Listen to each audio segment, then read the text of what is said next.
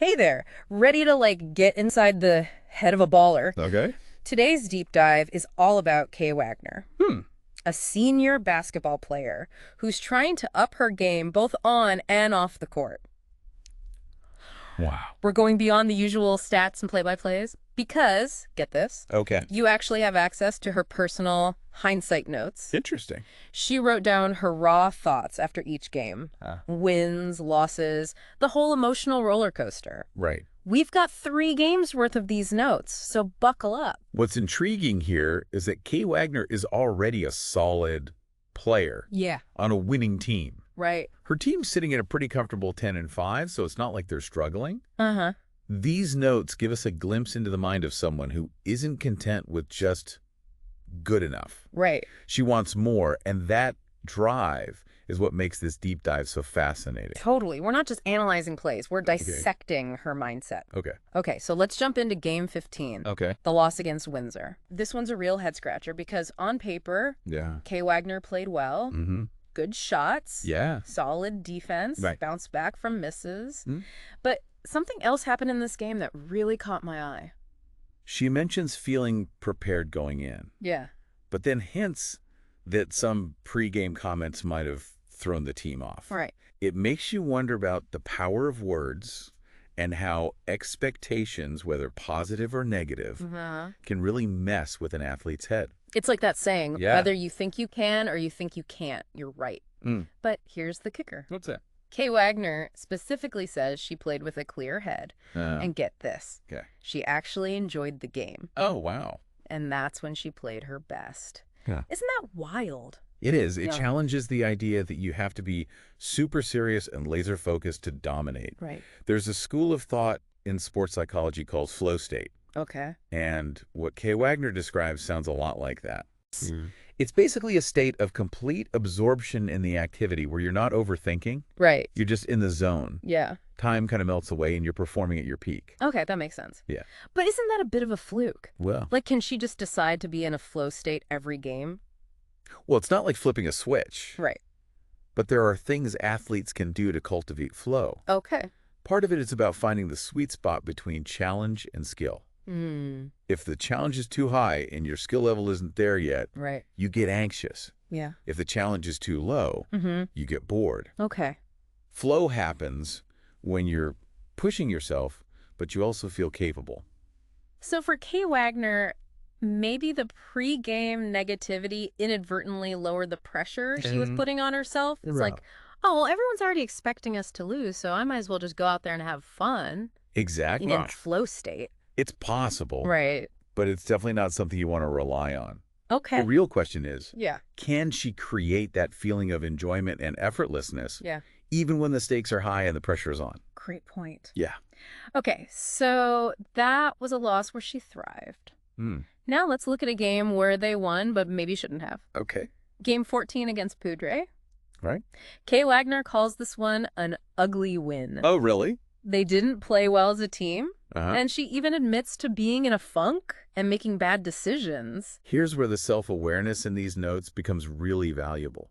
Yeah, She's not making excuses. right. She's owning her mistakes. Mm. She even talks about how she was a poor leader and had a bad attitude in the first half, Wow. but then tried to fake happiness to pump up the team in the second. Fake it till you make it. Right. Yeah. That's a classic motivational tactic, but does it actually work? It can be a useful tool in the short term, Hmm. but as Kay Wagner herself demonstrates, Right. it's not a sustainable solution. Yeah. You can't just mask your true feelings forever. Right. Eventually they'll bubble up. Mm. What's interesting here is that she recognizes the ineffectiveness of her approach. Okay.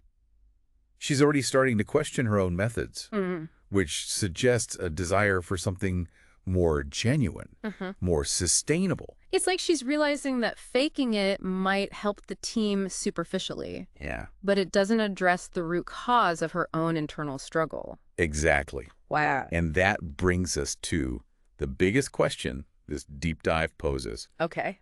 Can she find a way to play with that same freedom and joy she felt against Windsor, even when the pressure's on and the game isn't flowing?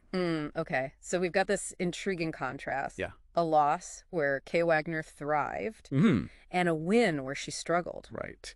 It begs the question, Yeah. what's going on internally that's impacting her performance so drastically? That's what we're trying to unravel here. Right. Remember, these hindsight notes are like a window into her thought processes? And in both these games, there's a common thread. What's that? Her frustration with her own decision-making. You're right. Yeah. In the Padre game, she specifically says, I was just making dumb decisions. And in the Windsor game, she talks about needing to play smarter, not harder.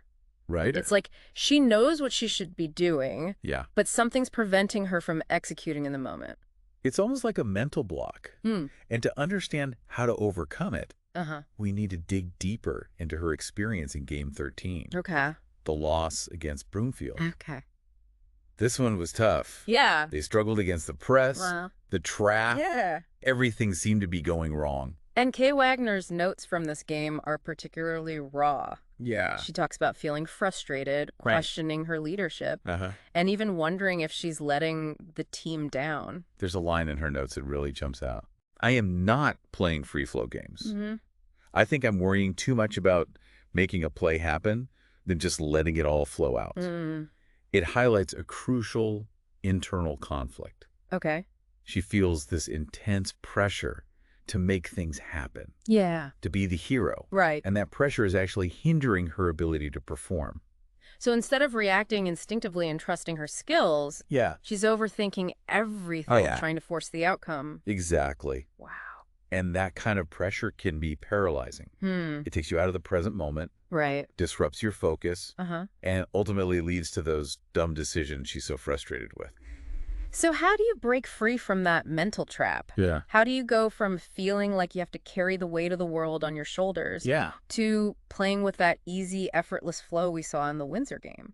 That's the million-dollar question. Right. And there's no magic bullet solution. Okay. But there are definitely strategies that can help. One that comes to mind is mindfulness. Mindfulness? Yeah. Like meditation and stuff? Yeah. I'm not sure I see Kay Wagner sitting cross-legged on the court mid-game, you know? No, not quite like that. Okay. Mindfulness in a sports context is more about developing the ability to stay present and focused in the heat of the moment. Right. It's about training your mind to let go of those distracting thoughts, the doubts, the worries, the pressure. Okay. And just to be fully engaged in the now. So instead of dwelling on a missed shot or freaking out about the score, you're just completely locked into what's happening right now on the court. Precisely. And that's when you're able to make those split-second decisions, react instinctively, and tap into that flow state where everything just clicks. Okay, I'm starting to see how this could be helpful. Yeah. But how do you actually do it? Well, is it something you can just practice on your own? Absolutely. Okay. There are specific techniques and exercises athletes can use to develop their mindfulness skills. Okay. Some involve focused breathing. Right. Others involve visualization or body awareness. It's like building a mental muscle. Okay. The more you practice, the stronger it gets. Interesting. So it's not just about hoping to stumble into a flow state. Right. You can actually train your mind to access it more readily. Exactly. Oh. Now, another strategy that could be really helpful for Kay Wagner is developing a stronger sense of trust, both in herself and in her teammates. I can see that. Yeah. It seems like she feels this responsibility to do it all herself. Which is probably adding to that pressure. Right. If she can learn to let go of that need for control, to delegate and share the responsibility, it could free her up to play more instinctively. Okay. And that's where the coach comes in. Oh, totally. Yeah. The coach can help her develop that trust by creating a more supportive team environment where players feel comfortable communicating, making mistakes, and relying on each other. Exactly. It's about building a culture where everyone feels empowered to contribute, not just the star player. This is making me think about those pregame comments that might have thrown the team off before the Winter game. What if those comments came from within the team? What if that pressure Kay Wagner is feeling is actually stemming from her teammates' expectations? That's an excellent point. Yeah. It highlights the importance of open communication and psychological safety within a team. Right. If players don't feel comfortable expressing their concerns or vulnerabilities, those unspoken expectations can fester and create a toxic dynamic. So how can coaches address that? Well, I mean, you can't force people to be vulnerable. True, But you can create a space where vulnerability is encouraged and rewarded. It starts with the coach modeling that behavior, being open about their own struggles, admitting when they've made mistakes, and demonstrating that it's okay to not be perfect. It's like leading by example. Exactly. Showing your players that it's okay to be human, to have doubts and to ask for help. Exactly. And when players see that kind of vulnerability from their leader, it can create a ripple effect throughout the team, fostering a culture of trust and support. Okay, so we've talked about mindfulness and trust as potential tools for helping Kay Wagner unlock her full potential. What else can she do to cultivate that flow state and break free from those mental blocks? Another important factor is clarity of goals.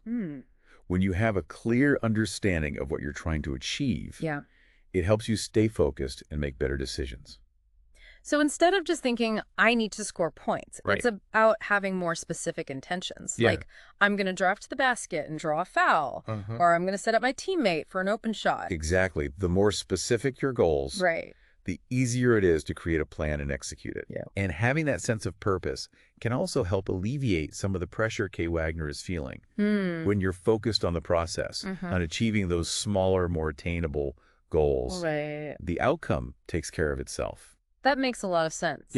It's like breaking down a big, overwhelming task into smaller, more manageable steps. And each successful step builds your confidence, which further reinforces that sense of flow and enjoyment in the game. It becomes a positive feedback loop. So it sounds like there's a lot Kay Wagner can do to shift her mindset and improve her performance, but it's not all on her right. The coach and the team environment play a crucial role too. Absolutely. It's a collaborative effort. The coach can create the structure, the support, and the culture that allows players to thrive. But ultimately, it's up to Kay Wagner to take ownership of her mental game and put in the work. It's like that saying, you can lead a horse to water, but you can't make it drink. Exactly. And what's so encouraging about these hindsight notes is that they demonstrate Kay Wagner's willingness to do the work. She's self-aware. She's honest with herself. And she's clearly driven to improve. Those are all qualities of a true champion. It's amazing how much we can learn from just 3 games worth of personal notes. It really highlights the power of reflection. Think about it. How often do we take the time to really analyze our own performance, to identify those patterns and habits that are holding us back? Not often enough, I'd say. We tend to just focus on the outcome, did we win or lose, without really understanding the why behind it. And that's where these hindsight notes are so valuable. Kay Wagner isn't just recording the events. She's dissecting her own thought processes, her emotional state, the decisions she made, and why she made them. It's like a blueprint for self-improvement. It's like she's giving us a masterclass in mental toughness without even realizing it. Exactly. Wow. And what's inspiring about her journey is that it's not about achieving some unattainable level of perfection. She's not afraid to admit her flaws, her moments of weakness, her frustration. It's that honesty that makes her so relatable. It makes you realize that even elite athletes struggle with self-doubt. Pressure. And those pesky mental blocks. They're human, just like us. Exactly. And that's an important message for anyone listening, whether you're an athlete, a musician, an artist, or just someone trying to navigate the challenges of everyday life. We all have those inner critics, those voices that tell us we're not good enough, not talented enough, not worthy enough. And sometimes the biggest opponent we face is the one in our own heads. It's true. But here's the thing. We don't have to let those voices control us. We can learn to challenge them, to reframe our thinking, and to cultivate a more supportive inner dialogue. And that's what Kay Wagner's story is all about. It's a journey of self-discovery, resilience, and the power of mindset. It's like she's realizing that true strength isn't about being perfect. It's about embracing your imperfections and using them as fuel for growth. Exactly. And that's a lesson that goes far beyond the basketball court. So as we wrap up this deep dive into the mind of Kay Wagner, here's a final thought for you to ponder. Is she going to achieve that perfect balance of leadership and personal performance? That's one question. But think even bigger. What if this process of self-reflection, this willingness to be vulnerable and honest with herself, is actually the key to unlocking her full potential, not just as an athlete, but as a human being. Wow, that's a dupe. Yeah. So it's not just about winning games, it's about winning at life. Exactly. And who knows, maybe those wins will start to pile up on the court as well. This deep dive has been incredible. Thanks for taking us on this journey. It's been eye-opening, to say the least. It's been a pleasure. And remember, the most important game is the one you play against yourself.